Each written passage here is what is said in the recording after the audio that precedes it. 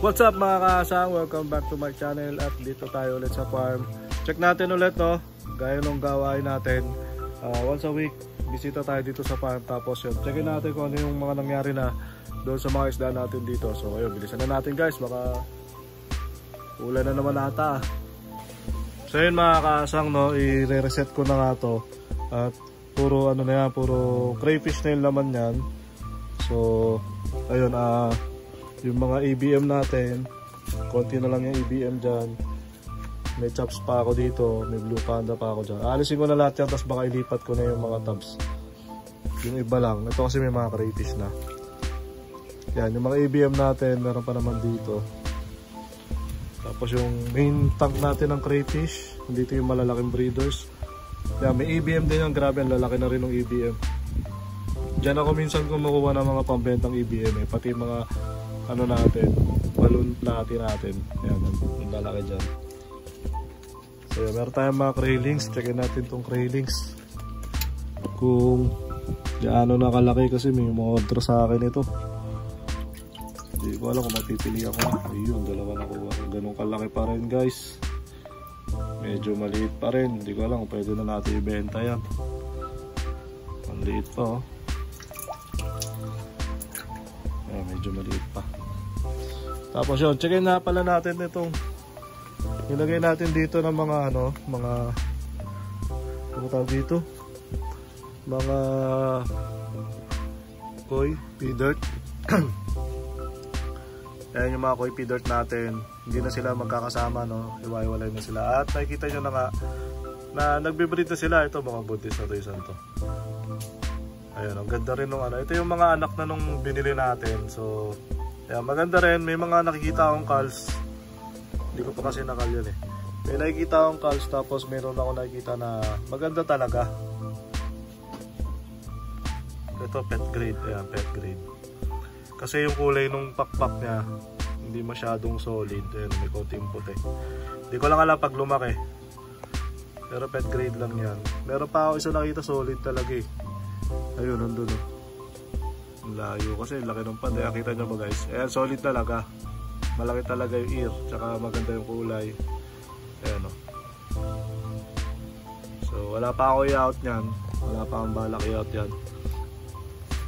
Itong red balloon natin kukuha lang ako konti. Ayun na hindi ako masyadong kukuha ngayon kasi nilalagnat ako at nagpumilit lang akong sumilip dito kasi matagal ako hindi nakapunta na. Kaya sisilip lang talaga ako, hindi ako kukuha ng mga isda. Ayan, yung mga tuxedo koy natin, ito dumadami pa rin. Kumonti na sila pero maraming fry na maliliit. So tuloy-tuloy lang ang pagdami ng mga tuxedo koy, pati dito. Hindi pa rin natin naasikaso kasi dapat lilinisin ko yan, lalagay ko dito yan. Hindi pa natuloy. At yun nga, may sakit pa ako ngayon. Yung mga halaman natin, dami pa naman. Yung tinanim natin halaman dito, stricta lang yung talagang lumaki. Itong mga to hindi ko alam kung may pag-asa pa to, mga tumutubo pa naman. Ito walang laman yan. Swordtail, dahil pa rin tayo yung mga red na swordtail, tsaka yung tricolor natin na swordtail. Yan, marami pa rin. Ito dumami na to, yung mga anak nito. Ayan o, malalaki na rin yung mga fry nya. So tuloy-tuloy lang pagdami dyan. Ito for ano to, for reset. Tapos yung red lace natin. Ito yung red lace natin. Konti lang yung male kaya hindi pa ako nag-release ulit.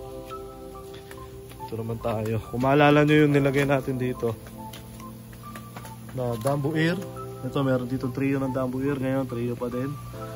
Siguro next week magda-drop na yan. Ayan, medyo lumaki yung female eh. Tapos may mga kasamang fry. Medyo mabilis din lumaki yung fry. So ayan, malaki yung lalagyan nila na yan. Kaya pag nagbuga yan eh madami talaga.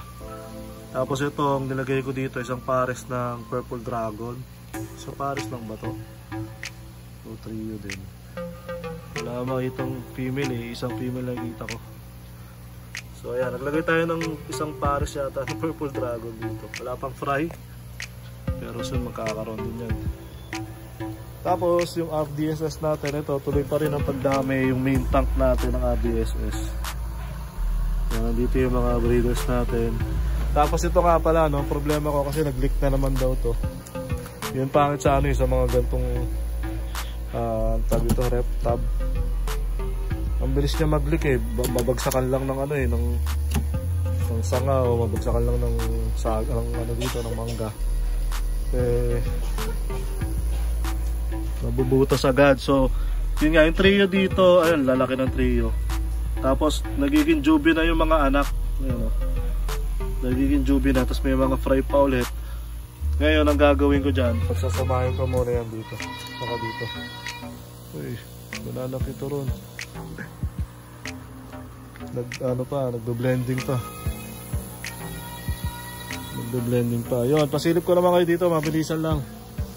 Update natin. Ito yung mga albino full platinum white. Ayan, ubuta. Medyo hingal ako ngayon at yun nga, medyo nahirapan akong magsalita. Albino full platinum white. Tapos dito albino full platinum white. Mga jubi yan. Wala pa ako i-out. Tuxedo koi. Ayan, dami tuxedo koi.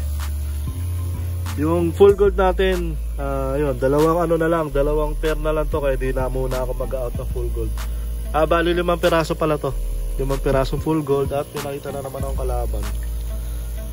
Kalaban na naman. Na yun. Kalaban lagi eh. Kaya hindi dumadami to eh. Ayun o, meron pa isa dun o. Yun. Laban. Pinisa. So hindi ako magre-release pa ng full gold. Dito yung mga purple dragon, yung mga fry. Ayan. May mga fry, may mga breeder size. Dito naman yung pinaka breeder natin ng ano, ng koi guppy, ng koi pea dirt. Ayan, koi pea dirt. May mga fry na rin to eh. Meron na ba? Kasi kinuha ko na to lahat. Tingnan natin kung may fry. Yan, confirm, merong fry. Yan o, 2 piraso. 2 piraso yung nakita ko. Kita nyo ba guys? Yun o, blurred kasi. Yan. Lino ng tubig, no? Yan, bali nag-drop na ulit. Papakahirap ako doon, meron naman dito.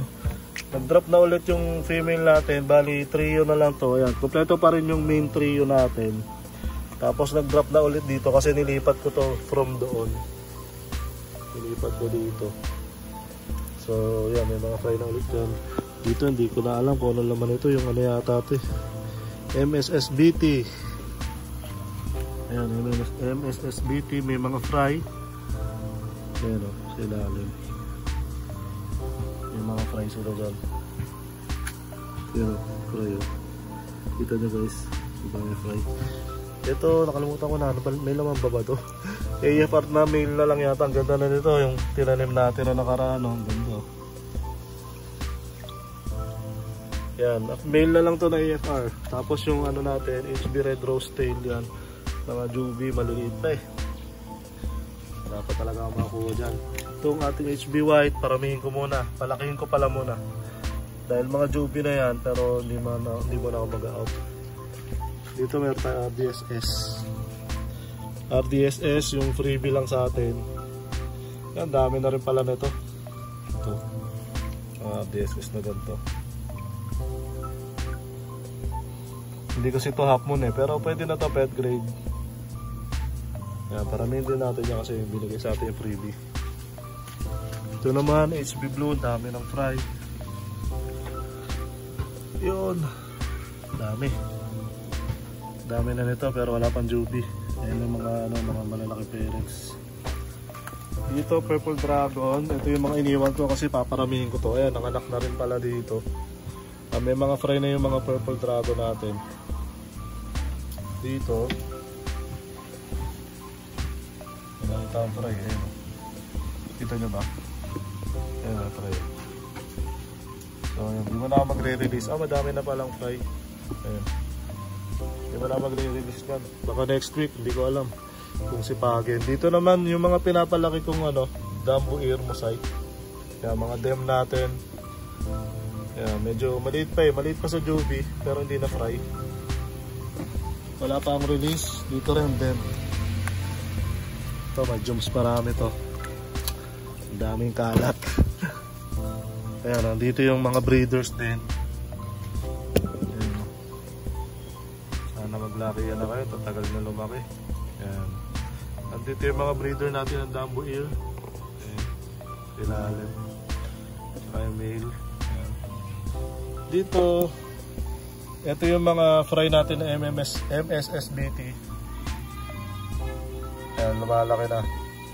Lumalaki na yung mga fry natin. At ayun, kung mapansin nyo, tinanggal ko yung tinanggal ko yung hornwort.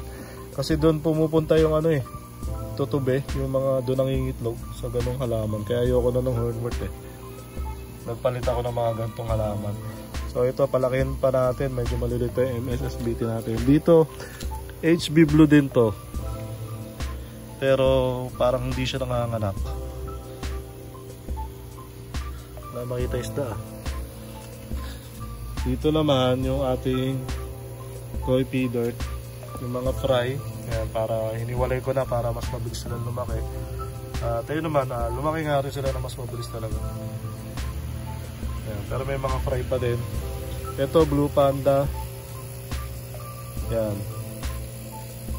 Dami ko pa Blue Panda dito. Tapos ito, ano rin to? Dumbo Ear din yan.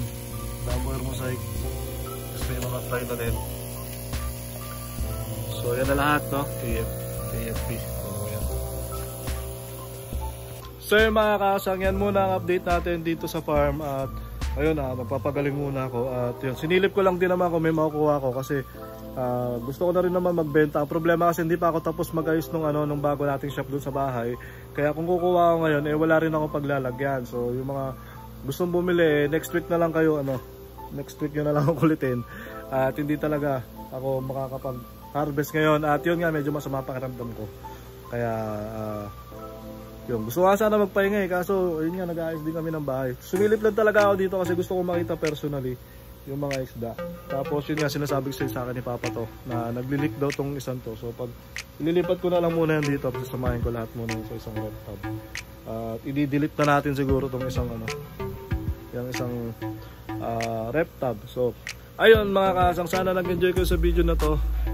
At ayun, abangan nyo na lang yung mga susunod kong upload. Tapos yung video na to, peace out.